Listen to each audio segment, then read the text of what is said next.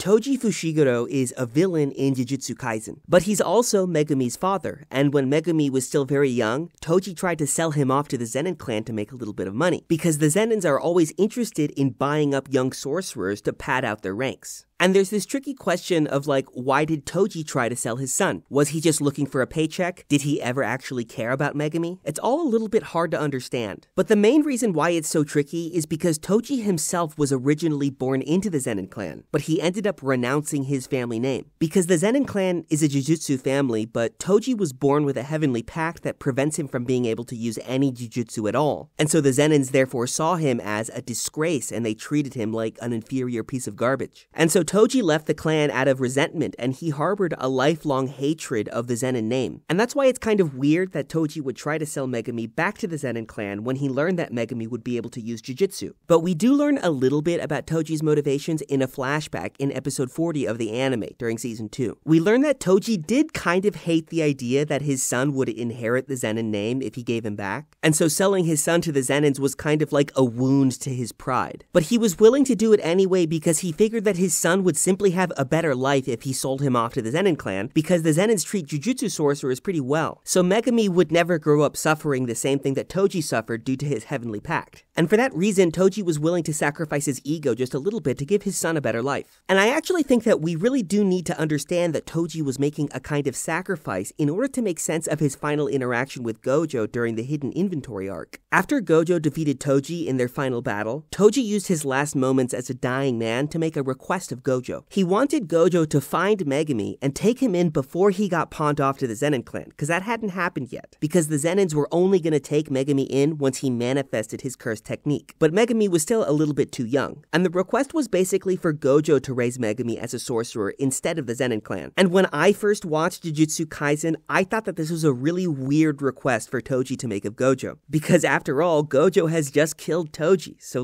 why is he now asking him to take care of his son? But I think you've got to remember that Toji doesn't actually have any personal grudge against Gojo. The only reason that Toji fought Gojo in the first place is because he couldn't resist the idea of fighting and killing the most powerful sorcerer in the world. But the only reason why he wanted to do that is because he has this lifelong chip on his shoulder about the way that the Zenin clan disgraced him when he was a kid. He wanted to prove that he wasn't weak, and the best way to prove that is to kill the strongest sorcerer in the world. So Toji was only ever interested in fighting Gojo because of his hatred of his own family name. It was never anything personal against Gojo himself. So when Gojo ended up defeating him, Toji saw that he had an opportunity to make a final request as a dying man. Toji realized that Gojo was able to give Megumi a better life as a sorcerer, and this life would be just as good as any life that the Zenin clan could offer him as well. But the important thing is this: if Gojo ends up being the one who takes Megumi under his wing, then Toji doesn't have to suffer the indignity of having his son assume the Zenin family name. And that's why Toji's brief encounter with Megumi during the Shibuya incident years later was so important to Toji. In the final moments of Toji's resurrection, he exchanged a few words with Megumi, and he learned that Megumi's family name is Fushiguro instead of Zenin. And this made Toji very happy. It allowed him to die in peace. It meant that Gojo respected his final request, and Toji was able to give his son a better life as a sorcerer without wounding his own pride by reassociating his family name with the Zenin clan that he hated with every fiber of his being.